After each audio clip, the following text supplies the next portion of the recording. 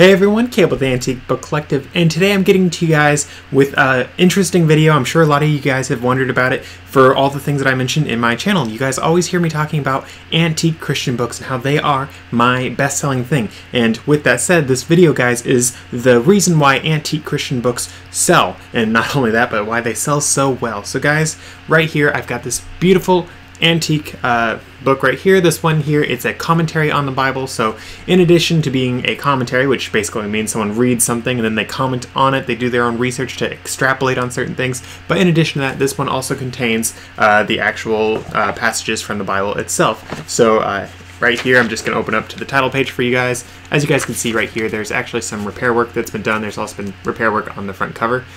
So that's something that you see a lot, especially with ex-library books that have been in circulation for a little while. So this one, guys, as you can see right here, it is from 1835. So it's older than dirt. And with that said, let's see right here if it says which translation of the Bible we are going from. So I'm just looking really quick. I actually didn't look this up before I started, so I'm just learning on the fly with you guys. So it doesn't say right here which one that it actually is used from, but I would honestly assume it's probably going to be one of the ones that are a little more popular, like the King James. That one was very prevalent back then. It's still prevalent now. In fact, it's one of my preferred translations for the Bible. I definitely like that one. But I also, if you guys have gotten any antique Bibles in the past, you guys have come across the American Bible Society Bibles most likely, and I really enjoy their translations as well. In fact, that's the Bible that I bring to church, is an American Bible Society one. It's just nice to have different translations of the Bible, because since the Bible was originally written in a couple different languages, when you're learning it in English, you don't get all the same depth, and you also miss out on like turns of phrases, you know, like if someone says it's the cat's meow, you say it in English, everyone knows what you're talking about. But if you are saying this to someone that doesn't speak English, they're going to be like, why are we talking about a cat meowing? I thought we were saying something was cool, you know? So there are certain things that you just sort of miss when you have translations. So for me, I like having different translations of the Bible. It just helps sort of the depth of what you're understanding as you go through it. So with that said, this thing, remember I said it was a commentary. So basically this whole chunk right here, like 2 dozen pages right here, it looks like that's a lot. It's just a preface just to the book of Genesis, and then you have Genesis, and I believe this one goes all the way through to Job. So Genesis through Job, this thick of a book. It's a really big book. It's really cool, but I mean, it's absolutely stunning, guys. So as you can see, it's got lots of foxing on it, but it's really just a beautiful piece.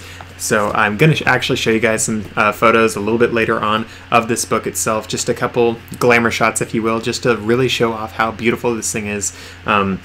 I'm also going to show you guys, so this book actually has some fold-out maps. So I'm sure you guys, if you are big readers like I am, you've come across books that have fold-out maps, and you're always like, oh, that's my favorite part, but you'd be surprised how many books from the 1800s have fold-out maps of their own. Like, guys, I'm always shocked when I come across a book from the 1800s that has a big, fat fold-out map. I came across one time, guys. I want to say the thing was a little over 3 feet long of just the fold-out illustration that they had. I mean, I was like, oh, wow, it's got one of these. Start going, start going, start going. It's like, it's still going. What in the world? This thing's like a whole-on accordion. It's just going and going. So it's something that's really fun with that. But with that said, none of this really answers the question of why these sell and why they sell for such good premiums. And so before I answer that question, though, I'm going to leave you guys hanging a little bit longer. Let me just say, so this right here is part of a set. They go through the entire Bible. I only have three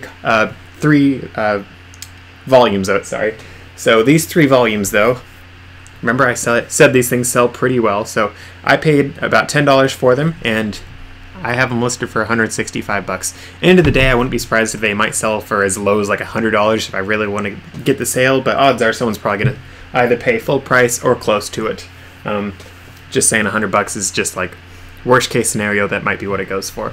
But end of the day, I still paid $10 for it, so it's still a very good multiple on my money. But the question now, let's get to the main reason of the video, guys. Why do these sell so well? Why is there a demand for it? Why is the stinking price that I'm asking, why is it so stinking high? I mean, I'm sure a lot of you guys are selling books. I mean, I'm sure you've come across, if you guys are like scanners, you come across ex-library books and you're like, not even worth doing. So right off the bat, guys, if you guys are scanners, let me just say some books are actually worth buying, even if you're just scanning and it's just a new book. Some of them, if they're ex-library, can be worth a lot. I've actually had some scores that were absolutely amazing, that were ex-library books, and I scanned them and sold them on Amazon, made some good money. Obviously, I stopped doing Amazon a while back because I just found that antique books, in addition to making a whole lot more money for me, it's just a lot more enjoyable, a lot more fulfilling for me. It's something that I can sit down and do and just enjoy my time, whereas scanning, I mean, I'm sure you guys do it yourself, you get to the point that you're just like, and another, and another, and another. So that's the reason why I do that. But with that said, finally getting to the actual answer to this question. Sorry guys, I always ramble, you know me. But the reason why these books sell, guys, is people, Christians, people in general, but we're just focusing on Christians in this one. There are there are ones that go to seminaries and they are studying theology. There are people studying Christian history, but in addition to that, you have non-Christians that are studying Christian history because of the impact of the Judeo-Christian worldview on the entire world, but particularly on Western society. So that's something that you see is a big drive for a lot of people that get these books. For me, I sell a lot of these books to people who are studying. They are pastors, they're professors, all that sort of stuff. So these kind of books, guys, they really go to the studious, I think it is, or studious people. I don't remember. It's been a while, sorry guys, long day. But the people that like studying, like really digging in a whole lot, these are the kind of people that you generally come across that want to read these books. And usually, not all the time, but usually the books, people that buy these books are going to be a little bit wealthier, or they will at least value what you have a whole little bit more than a lot of the other people out there. So I'm sure you guys, if you sell on eBay, I'm sure you guys are aware that there are going to be people, you might have something listed for $100, you're going to get a low ball at some point for $5 for that item. For me, I have found that with these antique Christian theology books, basically, that you don't get that nearly as often. These people, they see the value of what they have. They also see that what you have is incredibly rare. So when I was listing this, I want to say there was like 2 or 3 other people that had as many books as I had. Sadly, no one had the entire set. I would have, honestly, I probably would have almost bought it myself if someone had the whole set, because honestly, I'd love to go through it at some point, because it's just so cool and it's so powerful, and it's got fold-out maps. I mean, remember, we went through this. It has a fold-out map. That's cool. But in addition to all that, guys, there are people, they love studying these things, and because they love studying them, they will pay the price. They will see it for the value that it has. People like getting original source materials for these things. So this one, it's written by, last name of the guy is Clark. Let's see his first name. I can't remember. Bear with me. It's somewhere. Uh-oh. Maybe it's nowhere. Am I blind as a bat? Oh, here we go. By Adam Clark, LLD, FSA, MRIA. So if someone has 105 acronyms after the name, you know they're smart, right?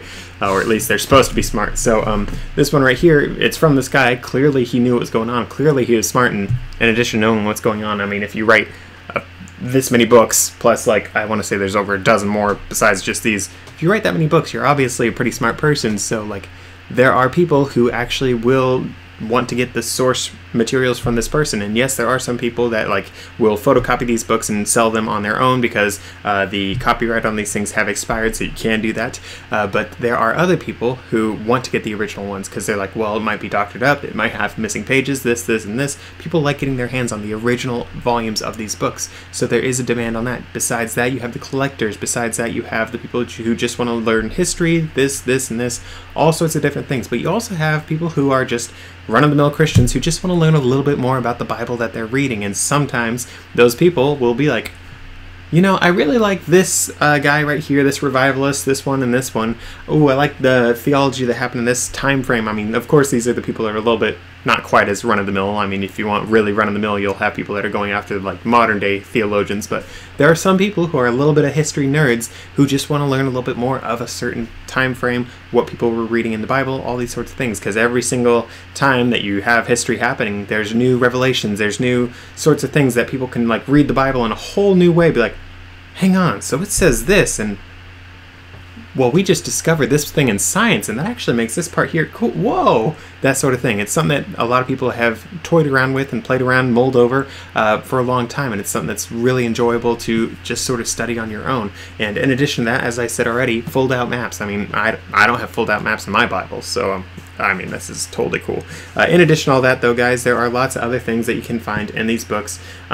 Sometimes you'll actually find some like cool notes in these Bibles and whatnot. This one here actually has a page to some random book, which, judging by the paper, is a lot older than this Bible right here, or commentary Bible, whatever you want to call it. So that's actually sort of cool. I'll look at that later. But there's a lot of cool things about these sorts of books. So because of all those things, there is a lot of demand for it. As I mentioned already, there's a lot of different groups of people who are interested in getting these particular books. So you might not see any other listings of this exact book out there, but because it's so old, because of all the different people who are interested in it, there's a lot more people who will be likely to buy it. Whereas for me, from experience, all the other antique books I've sold, Charles Dickens books, they'll sell all the time because there's lots of people like that. All the different very popular authors who have old books, they sell because it's popular. There's a lot of people who want that. However, there's also things that are a lot more niche. So like engineering handbooks from pre-World War II. I've gotten some of those.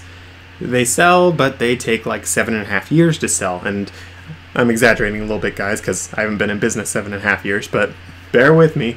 If you guys understand what I'm getting at, I'm just saying some of these things you do sit on a whole lot longer. With me, with these antique books, though, that are Christian ones, I end up selling those a whole lot faster than a lot of the other things that I'm selling.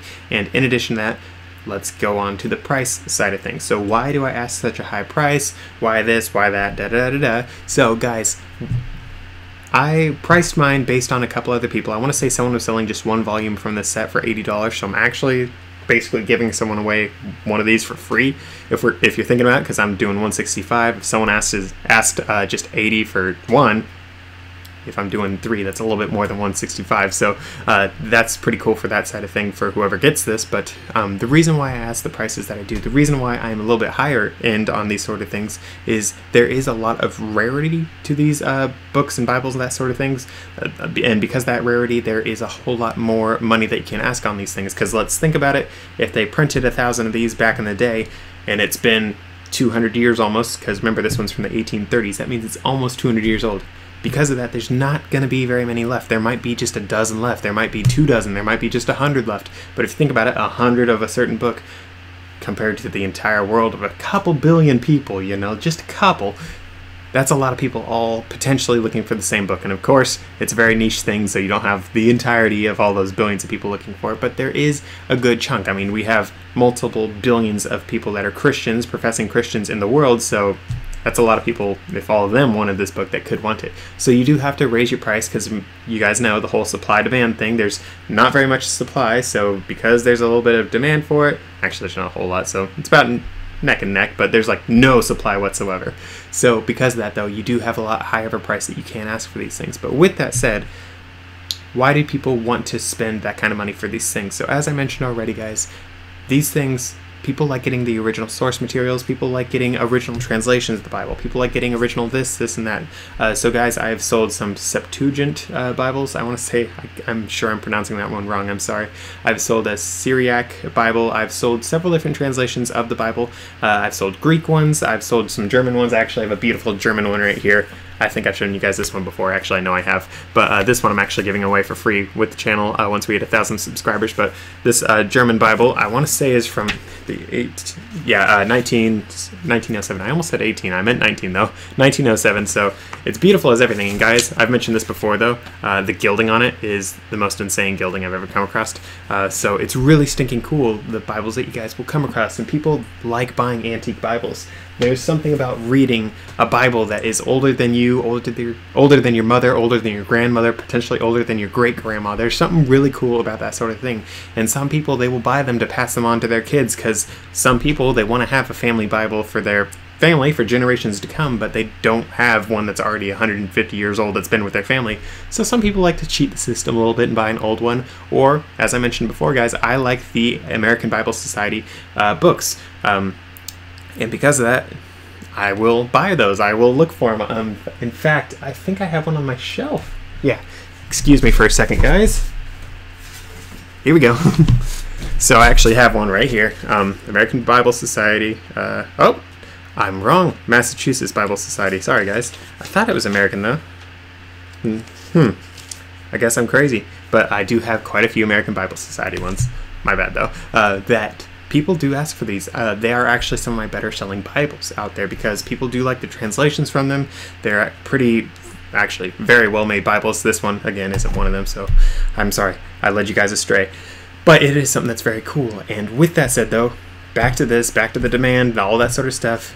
People like those old translations. They like, because of the different translations that happen, people, if you're just reading King James, you're going to read and you're going to do your commentary, you're going to do all your theology based on just the King James Bible, which might seem a little bit like constraining, if you will.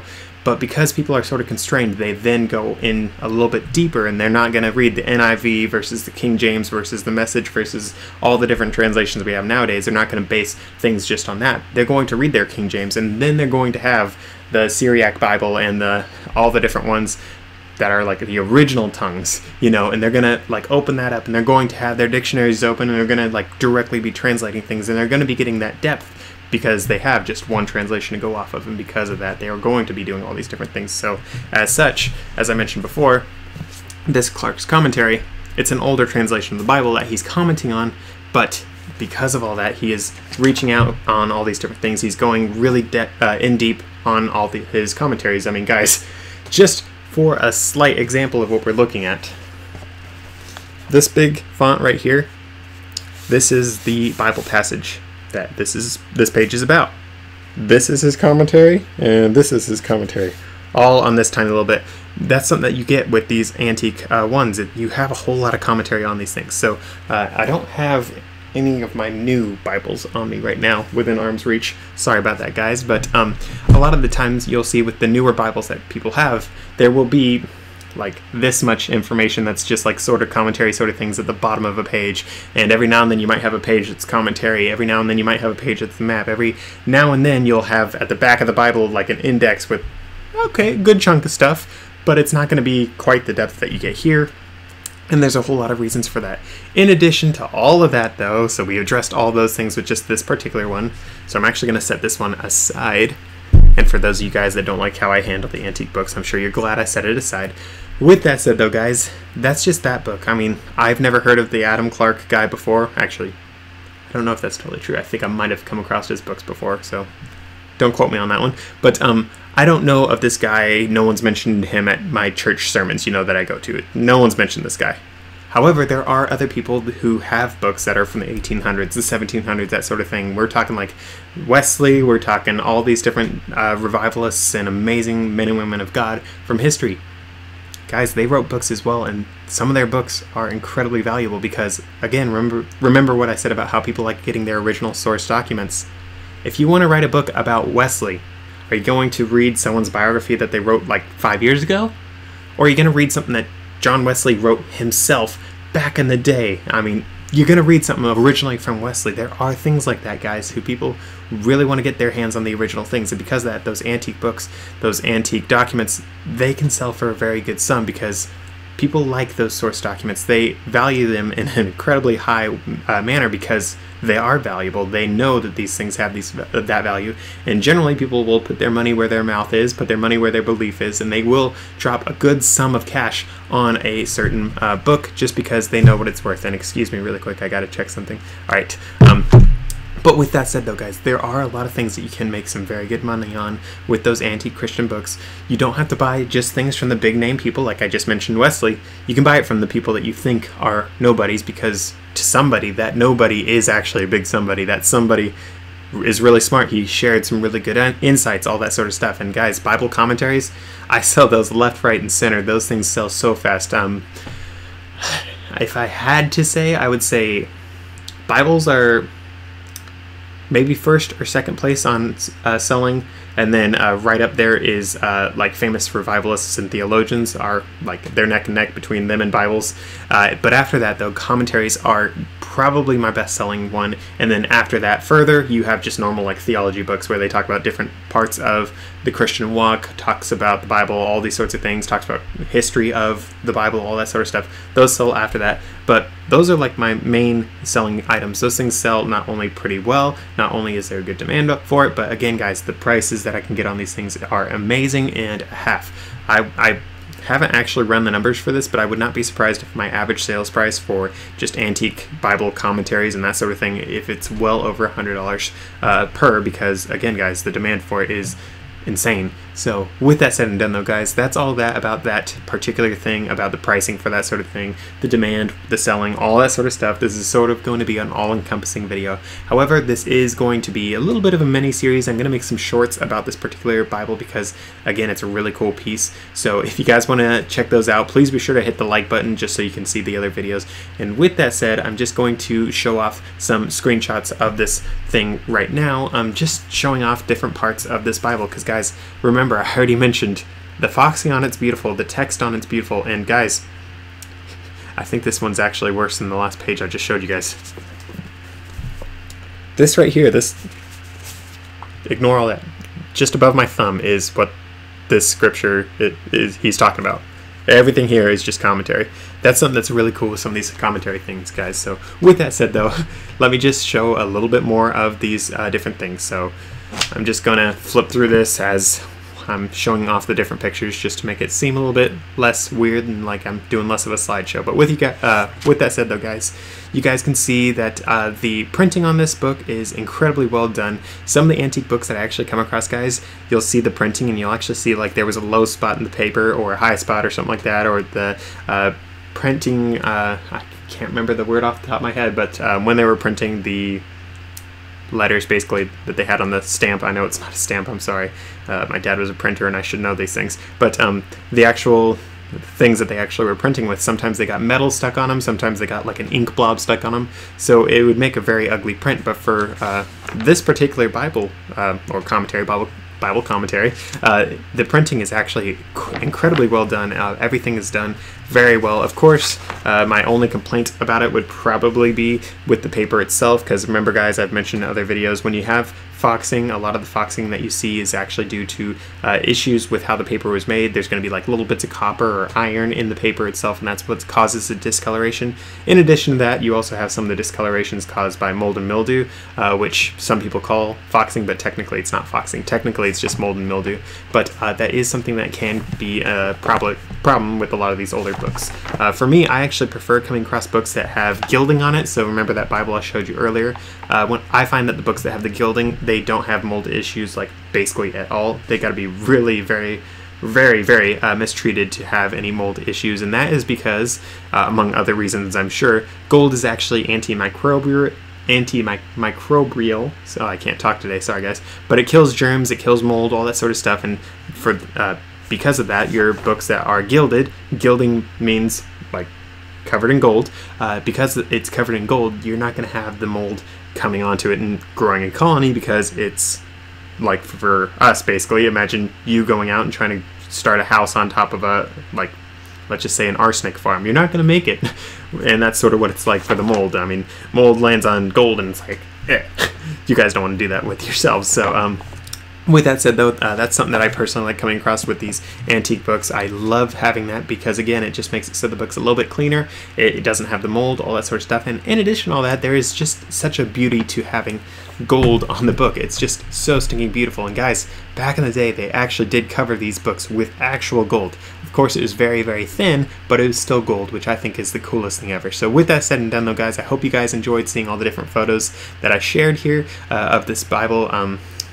If you guys want to see more about it, I'm going to be posting some shorts. I'll be making some more videos on this particular Bible commentary because it's so stinking cool. But with that said and done though, guys, thank you for watching. Please be sure to check out one of the other videos. So I'll have the shorts and I'll probably post another video or two about this particular Bible commentary just because it's cool. And I'll see you guys in the next one.